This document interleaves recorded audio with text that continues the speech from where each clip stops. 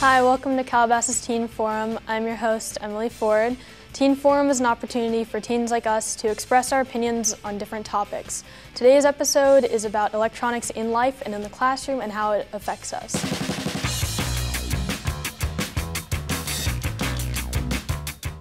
Our panelists include Laura Venkat. She's a freshman at Calabasas High School and is in the Academy of Media and Entertainment. She has 105 Instagram followers. Ali Gerard. She's also a freshman at CHS and is in the music program.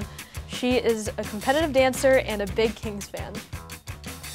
Ian Bowers. He's a freshman at Calabasas High and he is on the swim team and in theater. He also has 240 followers on Instagram. Bethany Chapman. She is a freshman at Calabasas High and in the music program. She plays French horn and guitar. She is practically married to Netflix.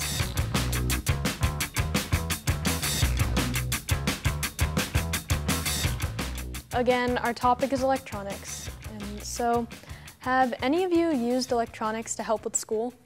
I have. I've used iPads a lot, and we would go on them and we would go online and we'd do it we'd look up pictures or something like that. Or I know we've used Google Earth to in history. I've used them in history a lot, and I've used online textbooks. Well, in many classes we use laptops to take online tests, and those tests save paper. Essays, Word documents, things like that have made interacting and learning in the classroom a lot easier. Just today, I did a project where we had to film a little trailer for this book that we had read. And I had to bring my computer to class today and show it. So. In my English class, we have a Google Classroom where it has everyone in the classroom on a Google Drive thing, and we can all communicate and be like, hey, what was the homework? And the teacher also assigns things through that, and it's pretty cool. Oh yeah, like Edmodo, and then there's there's a couple others like Remind. It's an app. I know there's a lot of apps for school. Mm-hmm. I know we turn in our English papers online, and they have due dates, and they give us notifications before they do. So I think that's helpful in keeping us organized and making sure that you don't forget it and you don't have an excuse. I use my calculator a lot on my phone in math because it's helpful. That is a helpful feature. Yeah. What class do you think electronics are the most beneficial in? Math class. Math. Why? Math class. Why do you say that? To use calculators. Calculator. Or in band class, I use it for a tuner, metronome. Or if you have computers class, that is all electronics. So. Yeah, that's true. But electronics are kind of a double-edged sword, so have they ever distracted you from doing work either during class or at home? Social media. Yeah, that's in all classes. I'll get a little Texting, boop. Yeah. It's oh. I see people doing Snapchat all the time. Yeah. They'll try to get the teacher in on it. Yeah. Yeah, I've seen that. So, do you think it's a distraction to learning and can negatively affect your performance at school? I mean, it can at times, but it's more it helps out more than I think it could be beneficial. Me personally, I use my phone sometimes in biology because we learn out of a college textbook, so some of the terms can be a little confusing and stuff like that. So looking it up on my phone, like Google and stuff like that, simplifies it, helps me learn better and correct. I know that without electronics or Google, a lot of my homework would be impossible. I would have to go to the library every day and look at encyclopedias and almanacs and just go through mounds of textbooks just to try to find the answer because it's not always in our textbook. So does it initially reduce stress? A lot. Yeah. But does it also add more stress because you have the urge to feel connected to everyone at all times? Sometimes it does make more stress. Online work can sometimes get a bit difficult where let's say internet isn't working or you just can't get to it and then you can't do the assignment. That's what it's the dependability. You can't depend on electronics. It can fail at any time. Personally for me, I like it better when we just get paper homework instead of getting it online. That's true. Yeah. It's just I know in band we have to enter in the minutes that we practice online, and if that website isn't working, you have no way to prove that you practiced, which can hurt you. Yeah. It can also be stressful if you just, if you're attached to social media and you just procrastinate all your homework and then at the end of the night you have all this homework. Yeah. So I guess you have to just train yourself to not do that. I think it's okay in moderation then. Yeah. Do you think that during class, if other people are using electronics, is that distracting to you or to the rest of the class? Well, there needs to be some boundary. Like if you're checking Twitter or Instagram and all that stuff during class, then that can wait until lunch or like a passing period. But if it's beneficial to your education and what you're doing in that class, then I think it should be okay in class. I think like an obvious one is if you're like taking pictures with a flash, or if you have the noise on, or if you're like playing a game and you're just like moving a lot and you're fidgeting a lot with your phone, that can get really distracting, and I don't like it. If somebody calls in class and it's like do, it's like oh. Or like if we're watching like a video and the lights are off, and then like they just have this bright screen, that gets so annoying so quick. I think when phones go off in class, it tends to distract the class and everyone kind of loses focus. Not just the class, the teacher itself. Yeah. Like everybody gets distracted. Do you know of any teachers who utilize electronics in positive ways? And how do they do it? My bio teacher, Ms. Jobs, she uses it, a smart board. I'm pretty sure all of my teachers have an Elmo, which is like a projector thing. And all of my teachers have a website. Yeah, all my teachers upload all the homework assignments every day on their websites, so that's really helpful. Yeah, I haven't seen a class in years that hasn't really used electronics to just teach children. Like, that's just, we use electronics. Has there been any interesting things like Google Classroom, for example, that other teachers have used to connect the class or to lead a class, like videos and such? Is that used effectively? I hate it when all a teacher does is go on YouTube and show videos that go with the subject, and like that's all they do to teach. Well, I mean, they don't. Sometimes it works. Like they show like really good videos that are fun to watch. Like my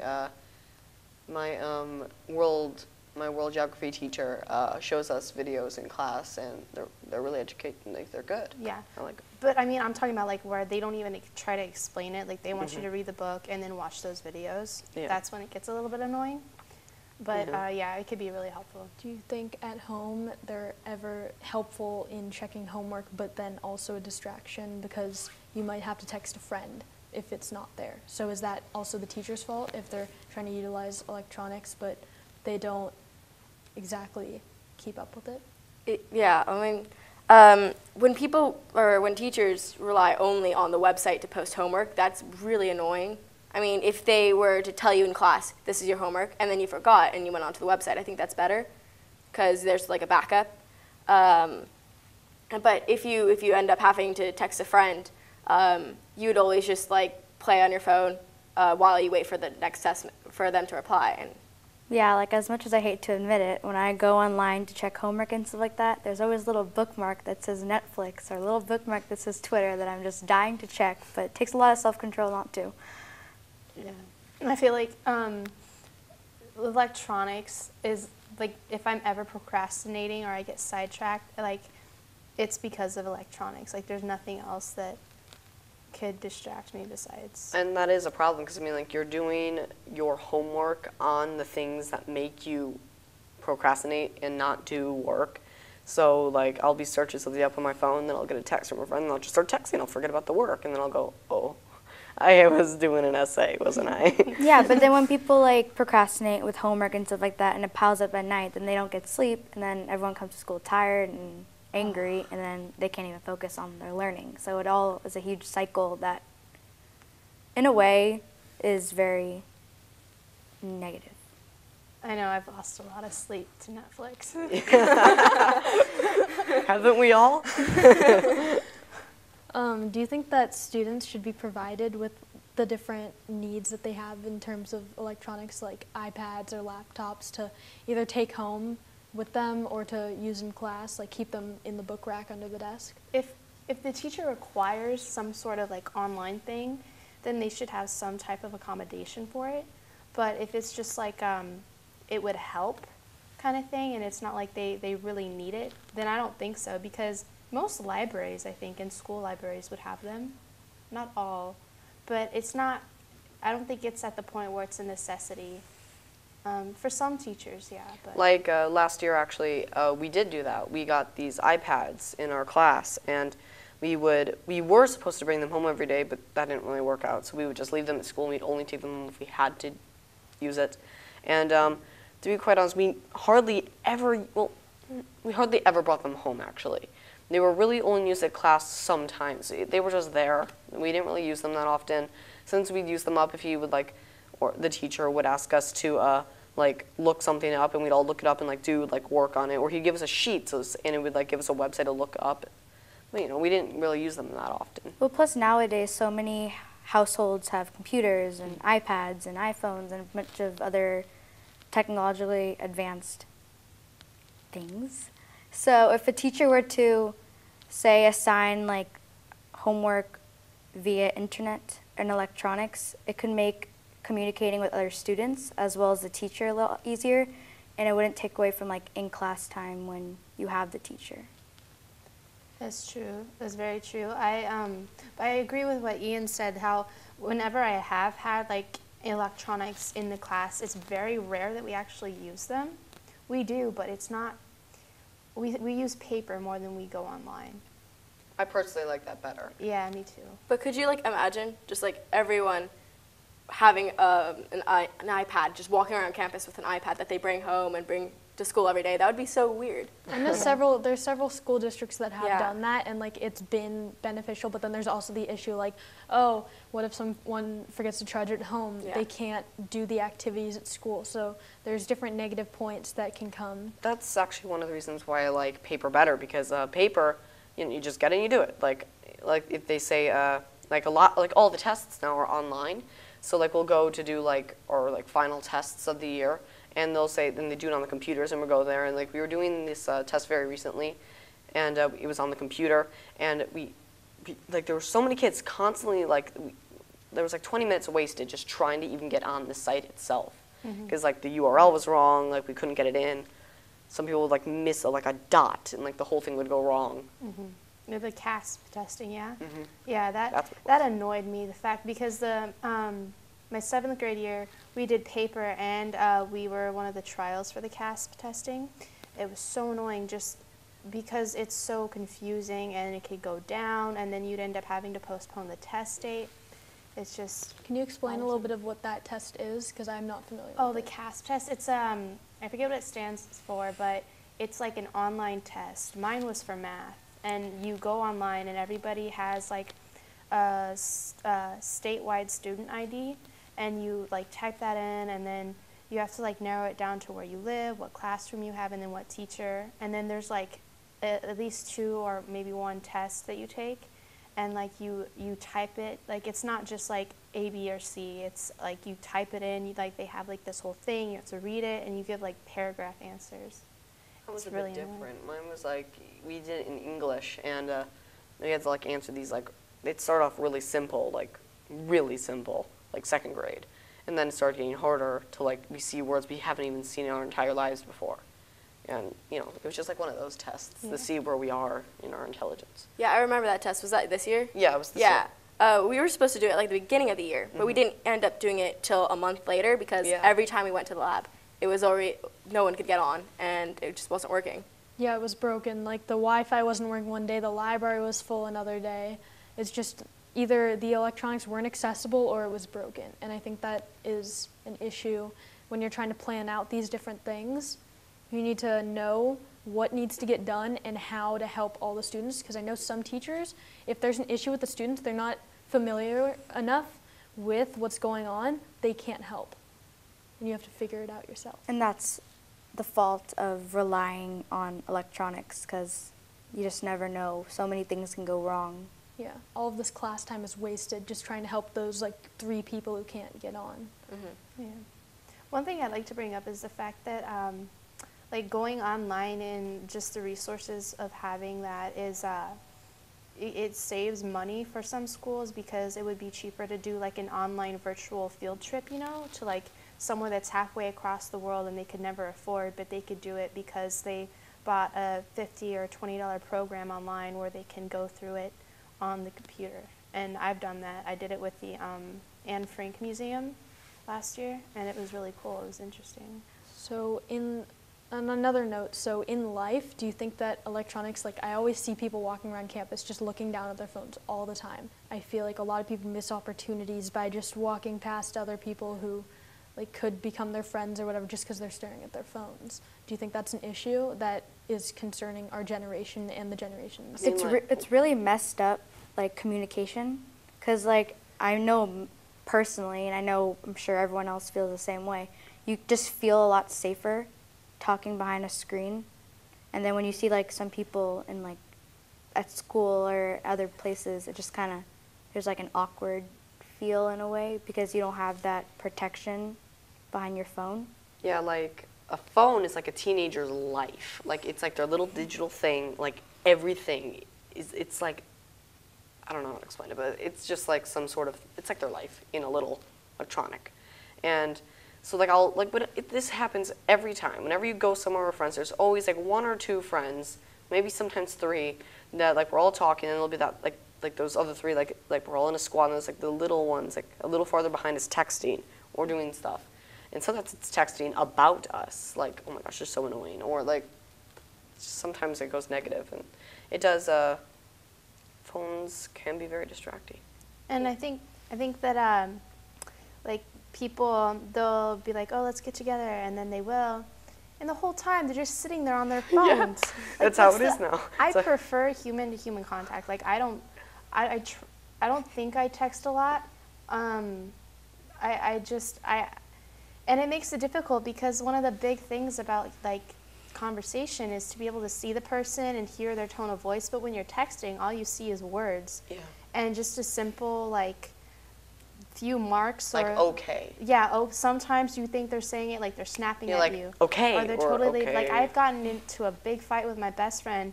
She sent me K, that's fine. I thought she was like, okay, that's fine, whatever. Mm-hmm. And like I was just like kind of awkward around her. She's like, what's wrong with you? I'm like, aren't you mad at me? And she's like, I'm not mad at you.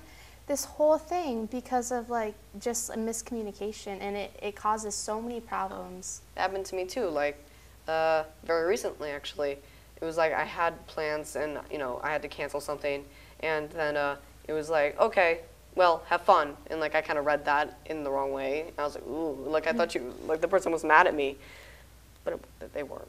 No, but like Ian said, it's also your phone, like it's like your life, and which is a danger because like teens, when they start driving, they have that like instinct to just like check their phone when it beeps, a little notification here and there, and that could cause car accidents and other terrible things to happen. Sometimes when they get their phones taken away or they lose them, they go, like mostly when they lose them, they get all frustrated and they freak out. It's because they need their phone. Your life is missing. Yeah, it's like they start having like withdrawals. Yeah, and they start like just flipping couches trying to find it. They turn into the Hulk. Yeah, I know that when my phone dies, I feel like a part of me is like gone missing, because I feel like secure when I feel like I can be connected to everyone, and that like if something were to happen, like I can just text someone, or like I can check to see what my friends are doing. Like I feel like I'm not missing out of everyone else's life who I'm connected with, and I feel like that's good and bad, because I know I've made a lot of like some of my best friends just by being on the internet with them, and just I've met so many new people, and so it can be good and bad, but I think moderation is one of the main key points of it. Have you ever forgotten your phone at home and then just been in panic mode all day long? Because like everyone else is on their phone, and you're like, can I see your phone for a second? Yeah. Can I just have your phone and just check the internet? It's just so many things we do on them. Yeah. I mean, it also gets on when you leave your phone at home, and then they say, all right, everybody take out your phones, it's school. And there's like, the teacher goes, take out your phones, we're going to be doing this big assignment on our phones. I'm like, I left it at home, I can't. Kills. Or it's like, to take out your phone, it's like, I have no Wi-Fi. It's like, oh, here's the Wi-Fi. I can't log in, and like the Wi-Fi won't work. And that wastes more time. And everybody's just sitting there texting their friends while they're trying to fix that one kid. The thing that sucks is when like you're in the middle of a text message and your phone shuts off. You're like, oh no, I never got to say what I wanted to say, and you like freak out, like, or when your phone like, this has happened to me where like your phone just like freezes and like has a heart attack and you think something's wrong with your phone. I freak out personally when my phone messes up because I don't know if I did something wrong or if there's something wrong with my phone. But it's just, it freaks me out when my phone doesn't work because, I mean, what am I supposed to do? There's so many things I have to do. Like, not things I just want to do. Like, there's things that I really need my phone for. Like, if I didn't have my phone, school grades would go down because I'd be missing assignments or whatever, and it freaks me out. Yeah, like I plugged my phone into the charger once. I came back like 10 or 20 minutes later, and I hold the phone. I was like, it was like on fire, and I turned it around. And I like turned it on. It was like too hot to open, and I was like, what? And I'd like unplug and let it cool down because I didn't even know an iPhone could overheat. Or like, you plug your phone in, you come back like 2 hours later, and it's only charged like 3%. That is not mine. I don't know. That's on an iPad, but iPads charge like. They don't even charge. I think that when people are walking around like just staring down at their phones, is there things that are good, like is good about that? I don't think there's anything good about just being in a little, you know, Bubble. 2x3 screen square of life. Because, I And mean, they get bigger and bigger. no, but, like, it's just sitting there and just looking at your phone all day. And not even to like mention the health problems. Like your eyes start messing up your eyes if you just sit there and stare at it for so long. Like looking at your phone in the dark, which I do before going to bed. To me, translate to sitting on my bed and looking at iFunny for a couple hours. So like you're not supposed to look at your phone in the dark because it just messes up your eyes, and you have so many muscles in your eyes, it just messes them up. Well, I know for me, like I have family on the other side of the world. I don't get to see them very often, so that my phone and social media and stuff like that has really been a way to connect with them. But social media, like this big Yik Yak thing, is also a terrible, terrible, terrible thing that people utilize. Let's talk about Yik Yak. Oh, well, Yik Yak is like it's if you don't know what Yik Yak is, cyberbullying app. Yik Yak is a site literally made to cyberbully. You can type something in, and then it will not say who typed it. It will just come up. I don't like it. It's by location. It's kind of like an anonymous Twitter. Yeah. And I feel like there's been so many issues with it. Like there was one day I came to school and everyone said, there's an assembly today just because someone posted it as our principal on Yik Yak. And I mean, I kind of know what Yik Yak is. I've never really had one. And I've never seen one. Like I don't know what it is, but just the sound of it sounds really dumb because they say it's anonymous, but nothing's anonymous on the internet. Like there's so many ways to retrack it, and Yik Yak just, it's going to cause problems. It's going to cause people, like cyberbullying leads to people to like suicide and like wanting them to they just don't want any of it anymore. And like, it's going to cause a lot of damage, and I don't like that. Yeah, I honestly think that one day Yik Yak's probably going to get cracked, and someone's going to find a way to track who says what, and then everybody's going to know what everybody's saying, and everyone's going to get in trouble. So I don't think Yik Yak is going to be around for a very long time. Yeah, like I personally heard about it. I would never buy it or download it because I think it's actually like a disgusting thing that whoever created that did. But it's just kind of sad to see that people are too like coward to say things to people's faces. That's what I never understood. Like if someone, whenever there's drama or something, what I don't understand is if someone really has a problem with you, they would go up to your face and say it. They wouldn't be behind your back talking about it or going on Yik Yak about it. Like they would honestly want to go up to you and solve it, not just talk about it. So it's just, it's horrible. But I guess it's just kind of in human nature. You just like, you want to talk about it with someone. That's true. Yeah. Well, people need to find other ways to vent then, not just through social media. Like, I mean, it's if not I have always a problem, through social media. I can text my friends about it, but I don't want to go. I think it's terrible if someone has a problem and they go on Yik Yak and just start saying really mean things about the other person without even talking anything out. I think that it's negative in that way. Yeah, I think cyberbullying is why a lot of adults these days are just don't like electronics that much because there's so much hate that goes through the web. But like before that, it was a lot just like hand-to-hand bullying, you know? Like, but yeah, it's gotten terrible though. The messages that have gone across, and I think that's why a lot of adults are lenient. Kind of worse because like cyberbullying is actually more harmful than actual just normal bullying, because on the internet you'll see other people like saying like words that you've never heard before, then you learn like a really new, bad word. And so like you'll never say that word in your entire life, but you'll type it. That's true. Yeah. And like, it used to be where like if if someone was being bullied, most likely like it was like physical, like punching. I think I'd rather be cyberbullied than bullied in person, because when you hear and see someone, like I've been bullied in like face to face, it just like you go to bed at night and all you can see is their face and you just hear those words. But when you read it, you can like, I feel like you can more easily forget it than just like it being like depends in on your the person. face. Yeah, I mean, What age do you think is appropriate for a child to get a phone? I don't think there's 14. an age, really. It's more about maturity, because, I mean, you see these, like, little first graders with their iPhones. Yeah. It's like, what do they do on that? They're probably playing games and stuff like that on it, and that's distracting. Yeah. The first phone I had, I was in 3rd grade. It was one of those little flip phones. I couldn't text. I could only call. It was for, like, emergency calls and stuff, and, like, if I needed someone to pick me up. And then I'm in 8th grade now, or 9th grade now, and I see like these 4th graders. They have a better iPhone than I do. It's like, I'm like, how did that happen? I have cousins in New Mexico who have like, they each have an iPad, they have an iPhone, like, their own computer. I'm like, spoiled. Yeah. it's like you don't even need that. You're so little. It's like, why do you need all of this stuff? But it makes them so smart. It makes them so smart. Yes. Like my cousins, they have it, but they use it for like learning, and they're so intelligent. Like they know how to do things on the electronic things that I don't know how to. I think it depends on the person, because if a little kid just wants an iPhone 6, Yeah. and like an iPad and everything, just to play Candy Crush, Yeah, like my brother. and like I rather would than be that use it kid. for like Edmodo or whatever classroom assignments that they're getting. I think it really depends on the person, their maturity, and their situation. Like if someone Yeah, needs like- to call every day to get a ride home, they should have a phone.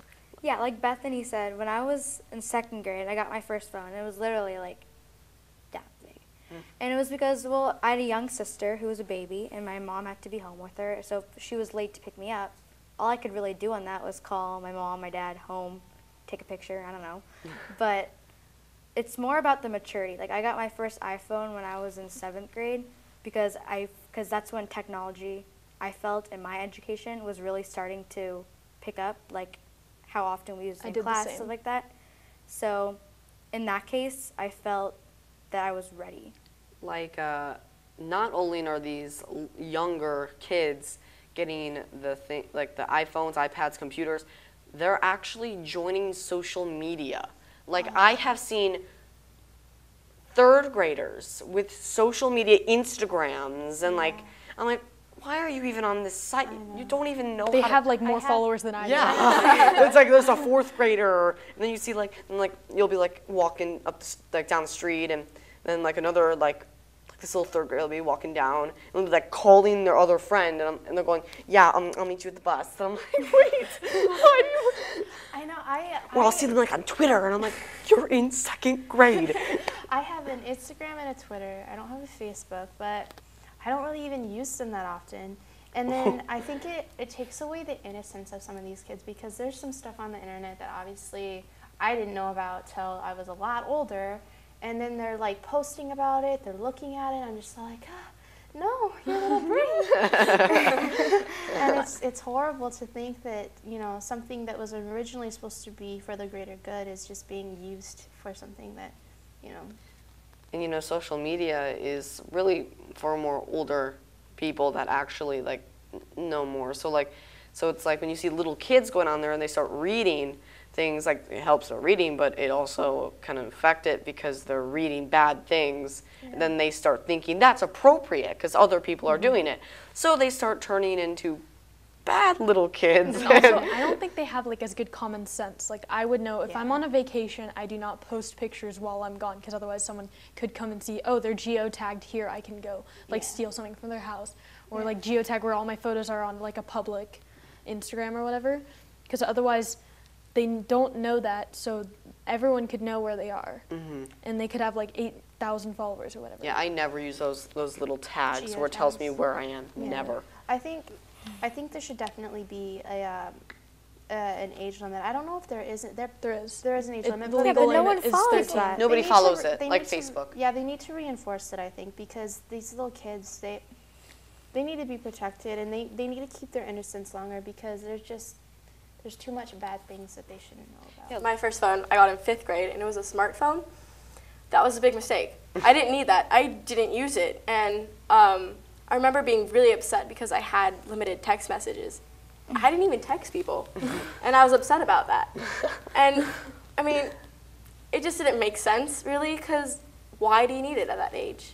They're just kind of like, I want more. Did you Yeah, say kinda sixth like- I grade? want what my friends want. Yeah. Did you say 6th grade? 5th grade. Oh. I remember Good. oh, sorry. Yeah. Because like I had a few 6th grade friends when I was in 8th grade, and like whenever I'd go with them, they'll just be texting everybody, which shows like it's like you're in like the 6th grade. I mean, that's kind of acceptable why you'd have a phone by now, but like they have like thousands of contacts. I'm like, where'd you get all these contacts? It's like, does everybody have a phone in the 6th grade? And like sometimes they have like, it's like, oh, I had to call my brother. Isn't he in like the 3rd grade? Yeah. I'm like, wait, what? Your 3rd grade brother has a like texting. Well, that's the problem with our generation, because I know it's kind of cool when you see like a little kid that knows how to use an iPad because they see their parents do it, and they teach it in schools, like how to use like Apple computers and stuff like that.